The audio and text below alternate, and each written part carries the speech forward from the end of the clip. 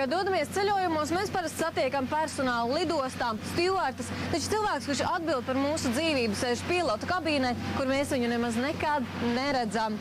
Interesanti, vai pilotam pašam kādreiz ir no kaut kā bail, un kāpēc par savu darba vietu viņš ir izvēlējies debesis.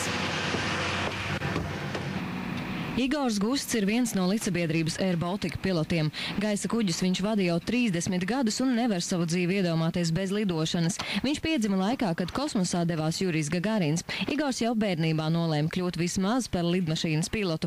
No militārās karjeras viņu atrunāja draugs. Mans kaimiņš, pulkvedis, saviecis pulkvedis, viņš man pasauc un pateicis: Igors, pasties, tie manie visi draugi, ar ko mēs beidzam tu skolu, un pusi no viņiem tagad nav. Priekš kam tev militāra aviācija? Ej uz civilo, baltas, skaistas kūģis, skaisti stjuardes, lidojumi gari. Par pilotu var strādāt vecumā no 21 līdz 65 gadiem, ja vien veselība, īpaši redze un sirds ir labā formā. Darba nedēļas mēdz būt dažādas, reizēm jāstrādā 4, reizēm pat 6 dienas. Izrādās nav tā, ka Boeinga pilots nepārtraukti stūrē. Faktiski lielāko lidojumu daļu to dara automātika. Ja lidojums ir 1 stunda, tad 4 minūtes, varbūt 4-3 minūtes uz rokām, vispārējais ir uz autopilotu. Visu lidojumu laiku pilots pārbauda sakarus ar zemi un seko izmaiņām rādītājos. Ja kapteiņi vēlas, var paklausīties arī mūziku. Spīkeri ieslēdzam, tad mēs varam dzirdēt mūziku, bet mums nav laika to darīt. Lidojuma laikā abi kapteiņi izmanto savu atsevišķo tualeti. Arī ēšana viņiem ir ar īpašiem noteikumiem.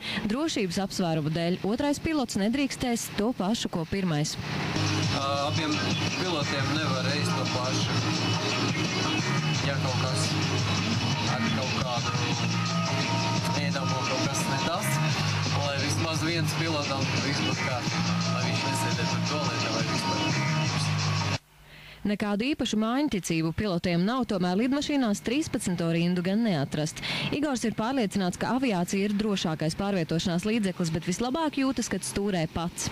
Tā ir cita pasaule, un tas darbs, ļoti salīdzināt mūsu darbu ar darbu, kas atrodas uz zemes. Es nezinu, kaut kāda eiforija, kaut kāda iekšā.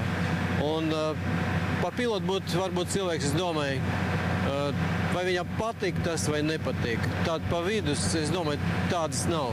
Ja viņam nepatīk, viņš nelido, un viņam patīk un ir iespēja iemācīt, apgūt visus tos priekšmetus, visus iziet pārbaudes un eksāmenus, tad es domāju, cilvēki uz visu mūžu paliek pa pilotu un lido. Turklāt arī skaistā uniforma īpaši patīk sievietēm, un piloti allaži ir uzmanības centrā. Aijas Tikāne, Andrejs Skangals, TV3 ziņas.